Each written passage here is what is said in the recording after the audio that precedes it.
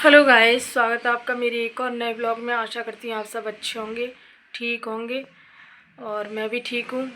तो गाइस, जैसे ही शिवानी का ब्लॉग आया बहुत दुख हुआ। मैं तो सो रही थी, जो पिछली वीडियो में बना के और बस सो गई थी डाल के। फिर मुझे नहीं पता कि क्या सही था क्या झूठ था, और काफ़ी लोगों के कमेंट आए और फिर ब्लॉग आया। कमेंट भी देखे मैंने, लेकिन मुझे यकीन नहीं हुआ इस चीज़ का।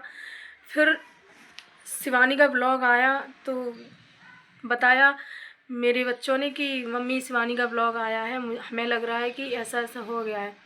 तो हमने शिवानी का ब्लॉग देखा तो बहुत दुख हुआ। उसमें जो गोरेलाल भैया की रिकॉर्डिंग थी, भाई छाती सी फट गई देख के, सुन के। भाई बहुत दुख हुआ। भगवान पता नहीं ऐसा अच्छे लोगों के साथ ही क्यों करते हैं। भगवान को तसल्ली नहीं हुई, उनकी बेटी ले ली, बेटा भी ले लिया, अब और क्या क्या लेना है वो भी ले लीजिए भगवान। बताइए, आप लोग ही बताइए कि त्योहार बिल्कुल सिर पे है, बिल्कुल नज़दीक है, उस परिवार पर क्या गुजर रही होगी।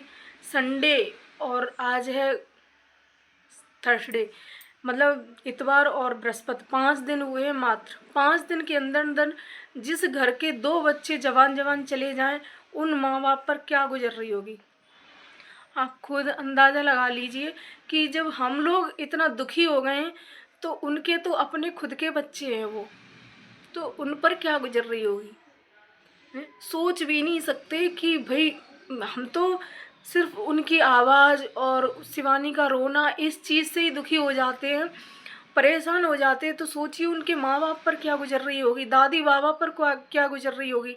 कल दादी बाबा चीख चीख कर शिवानी से कह रहे थे, शिवानी हमारे लल्ला को बचा लो, शिवानी हमारे लल्ला को बचा लो। अब सोचिए उनको पता चलेगा ये चीज़ें तो उन्हें कितना दुख होगा। तो जब हम लोग परेशान हो रहे हैं तो उन पर क्या गुजर रही होगी। उनके तो वो बच्चे थे, उनके आंगन में खेले कूदे बड़े हुए हैं, बताइए, और जवान जवान बच्चे। तो भाई भगवान ऐसा दिन किसी को भी न दिखाए, किसी को भी, दुश्मन को भी न दिखाए ये दिन, जैसा दिन आज वो लोग देख रहे हैं। भाई त्योहार के टाइम पे इतना बड़ा दुख भगवान ने उनको दे दिया कि जिसकी कोई सीमा भी नहीं है। किसी ने कभी सोचा भी नहीं होगा सपने में भी कि ऐसा दुख भी इनके परिवार पर आएगा। गोरेलाल भैया की ये हालत है, बताइए। पूनम जब ख़त्म हुई थी, पूनम, तब उनकी क्या हालत थी। हाँ? उनके तो मुझे लग रहा है उन बेचारों के तो आंसू ही सूख गए होंगे। अब उनकी आंखों में अब आंसू भी नहीं रहे होंगे।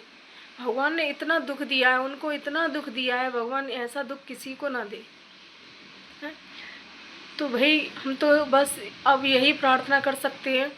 अब उनका दुख तो ज़्यादा नहीं बांट सकते, उनके पास नहीं जा सकते, तो कम से कम भगवान से यही दुआ कर सकते हैं कि वो बच्चा और पूनम जहाँ कहीं जाएं, भगवान उनकी आत्मा को शांति दे। और अगर जन्म मिले उन्हें तो भाई अब अच्छे घर में और पूरी आयु के साथ उन्हें भगवान उन्हें जन्म दे, कि पूरी आयु दे उनको, जिससे वो अपना इस जन्म में कुछ भी नहीं देख पाया उन बच्चों ने, तो अगले जन्म में वो सारी खुशियाँ मिलें उन बच्चों को जो इस जन्म में उनकी अधूरी रह गई।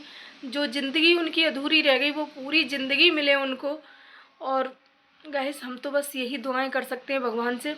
और आज यहाँ एक नहीं, दो नहीं, 3-3 परिवारों पर दुखों का पहाड़ टूटा है, लेकिन सबसे ज़्यादा दुख इन गोरेलाल भैया के घर पर टूटा है। मतलब दुखों का पहाड़ टूटा है। भाई ये परिवार बहुत दुखी हो गया कि जिसके 2-2 बच्चे चले गए। और दुख तो खैर सभी को होता है भाई, जिसके साथ उसकी सगाई हुई थी उस लड़की के साथ, वहाँ भी दुख मनाया जा रहा होगा। और पूनम के घर वाले भी बहुत परेशान हैं, जो ससुराल पक्ष है वो भी। और लेकिन इस परिवार पर बहुत बड़ी मुसीबत आई भाई, बहुत बड़ा संकट। और भाई अब क्या करें, जो भगवान को मंजूर होता है वही करते हैं। भगवान कभी भी किसी की नहीं सुनते।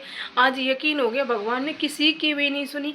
इतनी ऑडियंस ने प्रार्थना की, इतने जितने भी वीडियो बना रहे थे वो सब लगातार यही दुआएं कर रहे थे कि भाई वो बच्चा स्वस्थ हो जाए, जो बच्चा स्वस्थ हो जाए। लेकिन भगवान ने किसी की भी नहीं सुनी। मुझे लग रहा है किसी की दुआओं का असर हुआ ही नहीं। तो गाइस, बस वीडियो में यहीं ख़त्म करती हूँ। सभी लोग अपना अपना ध्यान रखना, और क्या बताएं।